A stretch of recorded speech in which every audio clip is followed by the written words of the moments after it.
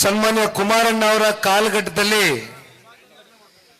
ಯಾವ ರೀತಿ ಕ್ಷೇತ್ರದಲ್ಲಿ ಅಭಿವೃದ್ಧಿ ಒಂದು ವೇಗವನ್ನ ಪಡೆದುಕೊಂಡಿತ್ತು ಅಂತಕ್ಕಂಥದ್ರ ಬಗ್ಗೆ ಬಹಳ ಮುಕ್ತವಾಗಿ ಚರ್ಚೆಯನ್ನ ಮಾಡಿದ್ದಾರೆ.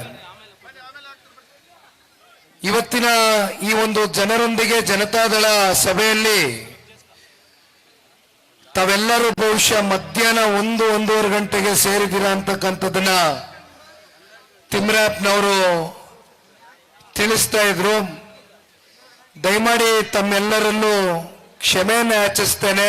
ಪ್ರಥಮವಾಗಿ ಮೊದಲು ಚಿಕ್ಕನಾಯಕನಹಳ್ಳಿಯಿಂದ ಪಾವಗಡ ಇರಲಿಲ್ಲ. ನಾನು ಪಾವಗಡ ಇನ್ನೊಂದು 2 ದಿನದ ನಂತರ ಬರೋಣ ಅಂತ ಅನ್ಕೊಂಡಿದ್ದೆ. ಅದಕ್ಕೆ ಕಾರಣ ಚಿಕ್ಕನಾಯಕನಹಳ್ಳಿಯಿಂದ ಪಾವಗಡ ಹತ್ತತ್ರ 94 ಕಿಲೋಮೀಟರ್ ಗಾಡಿಯಲ್ಲಿ ಬರಬೇಕಾಗಿದೆ. ನಿಮಗೂ ಗೊತ್ತಿದೆ, ಹತ್ತತ್ರ 1.25 ಗಂಟೆಯಷ್ಟು ಸಮಯಾವಕಾಶ ಬೇಕಾಗ್ತದೆ.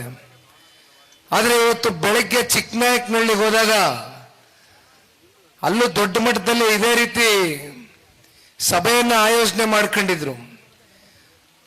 ಆದರೆ ವರ್ಣನ ಆರ್ಭಟ ಮಳೆ ಬಹಳ ದೊಡ್ಡ ಮಟ್ಟದಲ್ಲಿ ಬಂದಿದ್ದರಿಂದ ಒಂದು ಸ್ವಲ್ಪ ಸಭೆ ಮುಗಿಸ್ಲಿಕ್ಕೆ ತಡ ಆಯಿತು.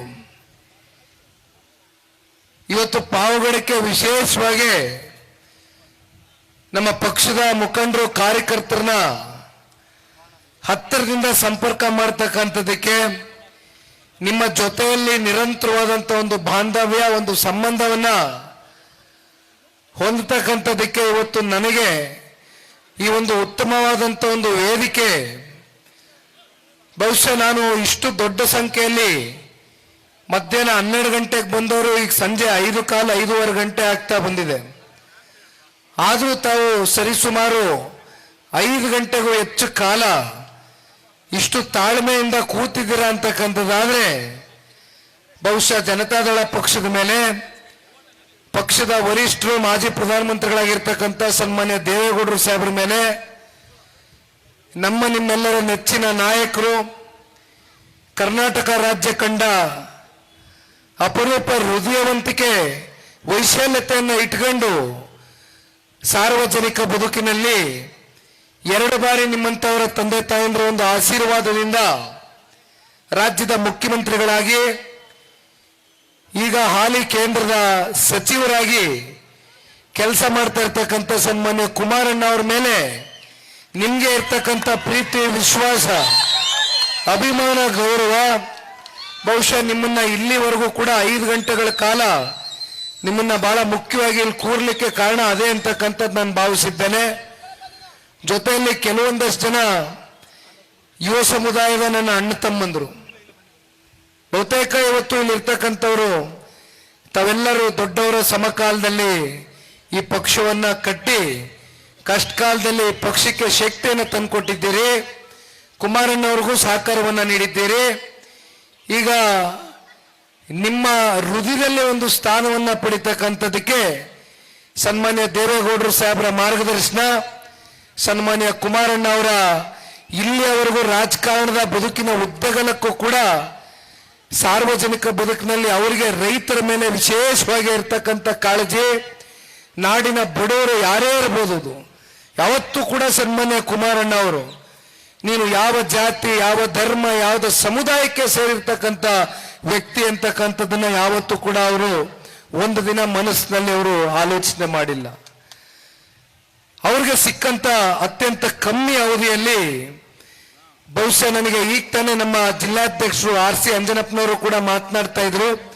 ಗಾಡಿನಲ್ಲಿ ಬರ್ತಾ ಅಂಜನಪ್ಪನವರು ಹಳೆಯ ನೆನಪುಗಳನ್ನ ನೆನೆಸ್ಕೊಳ್ತಾ ಇದ್ರು.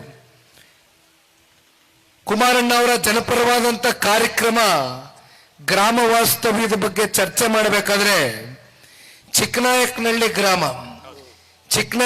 ಗ್ರಾಮ ನಾನು ಬರ್ತಾ ನೋಡಿದೆ, ಎಡಭಾಗದಲ್ಲಿತ್ತು.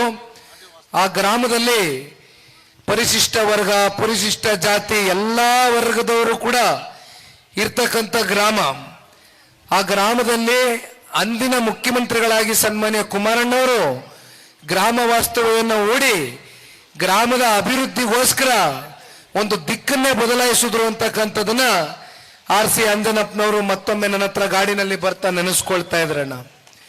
ಬಹುಶಃ ಇವೆಲ್ಲವನ್ನ ನೋಡಿದಾಗ ಇವತ್ತು ಜನರೊಂದಿಗೆ ಜನತಾದಳ ಅಂತಕ್ಕಂಥ ಈ ಕಾರ್ಯಕ್ರಮಕ್ಕೆ ಹೆಸರು ಯಾಕೆ ಕೊಟ್ಟಿದ್ದೇವೆ ಅಂತಕ್ಕಂಥದ್ದಾದ್ರೆ, ಜನತಾದಳ ಪಕ್ಷ ಈ ರಾಜ್ಯದಲ್ಲಿ ಸ್ಥಾಪಿತವಾಗಿರ್ತಕ್ಕಂಥದ್ದು ಸನ್ಮಾನ್ಯ ದೇವೇಗೌಡರು ಸಾಹೇಬರ ಒಂದು ಹೋರಾಟ. ನೀರಾವರಿ ವಿಚಾರವಾಗಿ ಈಗ ತಾನೇ ಭದ್ರಾ ಮೇಲ್ದಂಡ ಯೋಜನೆ ಬಗ್ಗೆ ಮಾತನಾಡ್ತಾ ಇದ್ರು. ಈ ಭಾಗದಲ್ಲಿ ಇವತ್ತೇನು ಆಂಧ್ರ ಮತ್ತೆ ನಮ್ಮ ಕರ್ನಾಟಕ ರಾಜ್ಯದ ಗಡಿ ಭಾಗದಲ್ಲಿ ಇರ್ತಕ್ಕಂಥ ಈ ಒಂದು ವಿಧಾನಸಭಾ ಕ್ಷೇತ್ರ, ಇದಕ್ಕೆ ಯಾವ್ಯಾವ ರೀತಿ ಸನ್ಮಾನ್ಯ ಕುಮಾರಣ್ಣವರು 10 ಪ್ರೌಢಶಾಲೆಗಳನ್ನ ಕೊಟ್ಟರು, ಬಸ್ಸು ಡಿಪೋವನ್ನ ಕೊಟ್ಟರು, ಜೊತೆಯಲ್ಲಿ ಏನು ನೀರಾವರಿ ಯೋಜನೆಗೆ ಭದ್ರಾ ಮೇಲ್ದಂಡೆ ಯೋಜನೆಯಿಂದ ಶಾಶ್ವತವಾಗಿ ಸುವರ್ಣ ಗ್ರಾಮ ಹಾಗೂ ಹಲವಾರು ಮನೆಗಳನ್ನ ಕಟ್ಟಡಗಳನ್ನ ಕಟ್ಕೊಡ್ತಕ್ಕಂಥದಕ್ಕೆ ಈ ರೀತಿ ಸಾಕಷ್ಟು ಇವತ್ತು ಕಾರ್ಯಕ್ರಮಗಳು ಕುಮಾರಣ್ಣವರ ಕಾಲ್ಗಡದಲ್ಲಿ ನೆರವೇರಿತ್ತು ಅಂತಕ್ಕಂಥದ್ದನ್ನ ತಿಮ್ಮರಾಯಪ್ಪನವರು ಸಂಪೂರ್ಣವಾಗಿ ನಿಮಗೆ ಮಾತನಾಡಬೇಕಾದ್ರೆ ಹೇಳ್ತಾ ಇದ್ರು. ಆದ್ರೆ ಇವತ್ತೇನಾಗಿದೆ ಪರಿಸ್ಥಿತಿ, ಇವತ್ತಿನ ಪರಿಸ್ಥಿತಿ ರಾಜ್ಯದಲ್ಲಿ ಏನಾಗಿದೆ, ಪಾವಗಡ ತಾಲೂಕಿನಲ್ಲಿ ಏನಾಗಿದೆ, ಇವತ್ತು ಇಲ್ಲಿರ್ತಕ್ಕಂಥ ಶಾಸಕರು ಎಷ್ಟು ಕೋಟಿ ಅನುದಾನವನ್ನ ಇಲ್ಲಿವರೆಗೂ ತಗೊಂಡು ಬಂದಿದ್ದಾರೆ, ಯಾವ ರೀತಿ ಅಭಿವೃದ್ಧಿಗೆ ಒಂದು ವೇಗ ಕೊಟ್ಟಿದ್ದಾರೆ, ಇವೆಲ್ಲವೂ ಕೂಡ ತಾವು ಗಮನಿಸಿದ್ದೀರಿ. ನೀವೆಲ್ಲ ಬಹಳ ಪ್ರಜ್ಞಾವಂತರಿದ್ದೀರಣ್ಣ, ಬುದ್ಧಿವಂತರಿದ್ದೀರಿ, ಎಲ್ಲ ತಿಳುವಳಿಕೆದಾರರು, ಎಲ್ಲ ವಿಚಾರವನ್ನ ಸಂಗ್ರಹಿಸ್ತಕ್ಕಂಥ ಬುದ್ಧಿಶಕ್ತಿ ಆ ಭಗವಂತ ನಿಮ್ಗೆ ಕೊಟ್ಟಿದ್ದಾನೆ.